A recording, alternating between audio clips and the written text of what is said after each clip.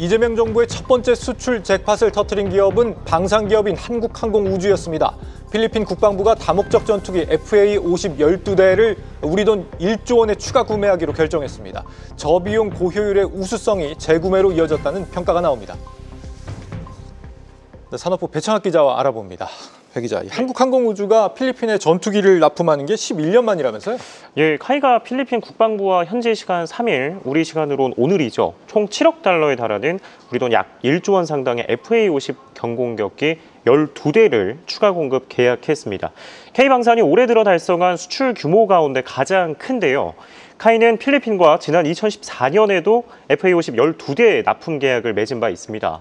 당시 계약금은 4억 달러로 우리 돈 5,500억 원 상당이었는데 이번에 같은 대수를 수출하는데 가격이 배 가까이 차이가 나 궁금증이 있는 분들도 있을 겁니다.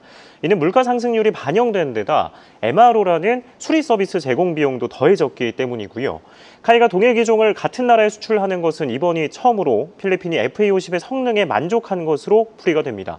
특히 FA-50은 미군도 도입을 검토하는 T-50 훈련기 기반의 전투기로 동급 모델 가운데 뛰어난 가성비로 전 세계에서 인기몰이 중인 기체인데요. 실제로 보시는 것처럼 폴란드, 이라크, 말레이시아 등 대륙별 주요국들이 자국군의 전력화해서 운용하고 있습니다. 특히 필리핀은 중국과의 남중국해 영유권 분쟁이 격화되자 해상은 물론 FA-50을 중심으로 공군 현대화 사업을 추진 중입니다.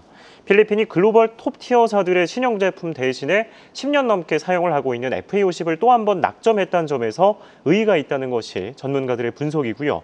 수출 소식이 들린 직후 지난 정부 때 부임했던 강구영 카이 사장은 사의를 표명하기도 했습니다. 강구영 사장은 후임자가 선임되는 대로 임기를 마치겠다고 밝혔습니다. 네, 올 들어 방산주들의 신고가 행렬에도 한국항공우주 같은 경우는 살짝 좀 소외되는 모습을 보였는데 실적이 좀 아쉬웠던 것 같아요, 지난해부터. 기대감을 이제는 좀 가져봐도 되는 상황입니까? 예, 뚜껑은 열어봐야겠는데요. 연내에 들릴 좋은 소식들이 많은 만큼 실적 반등의 기대감도 큰 상황입니다. 카이가 지난해의 매출액과 영업이익을 살펴보면요, 모두 전년 같은 기간과 비교해 줄었습니다. 사상 최대 실적을 경신했던 다른 기업들과는 대조되는 모습을 보인 건데요. 카이가 부품 생산부터 조립까지에 출고하는 군용기, 즉 완제기의 실적이 끌어내려진 겁니다. 지난해 사업보고서를 살펴보니 실적에 악영향을 미친 요인들이 여럿 있었습니다. 지난 2022년 폴란드 FA-50 12대를 수출한 이래 예정됐던 수주권들이 지연되면서 역기저 효과가 났고요. 또 고객사인 미국 보잉의 파업에 따른 기체 구조물 생산량 축소도 매출이 줄어버렸습니다. 특히 FA-50을 팔면서 수행하게 된 이라크 공군기지 재건 프로젝트에서 손실이 발생한 점도 영향을 미쳤습니다. 하지만 카이는 올해 수주를 바탕으로 창사 이래 최고 매출과 영업이익, 수주 잔고를 거두겠다는 목표입니다. 실제로 이번 필리핀 수출건이 분위기 반전의 신호탄이 될 전망인데요. 증권가에서는 카이가 하반기에 이라크와 아랍에미리트에 조 단위의 헬기도 수출할 것이라고 전망을 했습니다. FN가이드에 따르면 카이의 올해 매출은 약 4조 1천억 원, 영업이익은 3,270억 원으로 작년과 비교해 각각 12%, 36% 늘어날 것으로 추정이 되고요. 이는 2026년, 27년까지 이어지는 흐름입니다. 네, 지난 계엄 사태 이후에 한동안 좀 정권 공백기를 맞으면서 방산 수출도 한동안 좀 정체되는 모습을 보였었는데 이제는 좀 다시 활력을 좀 기대해 볼 수 있겠습니다. 네, 말씀 주신 것처럼 지난해 비상계엄을 기점으로 K방산은 국가 컨트롤 타워의 부재로 혼란을 겪으면서 수출이 지연되고 있다는 소문이 파다했었습니다.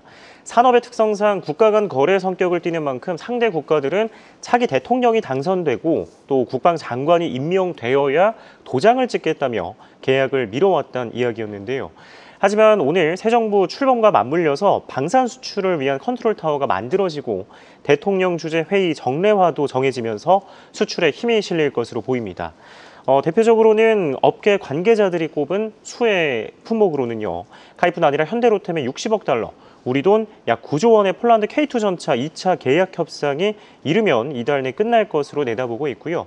하나오션과 HD현대중공업도 원팀을 꾸리고 현재 8조 원 규모의 폴란드 잠수함 건조 사업 오르카 수주에 사활을 걸고 있습니다.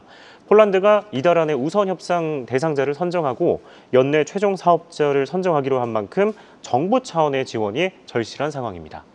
네, 한국항공우주 올해 최대 규모 수주 소식 산업부 배창학 기자와 알아봤습니다.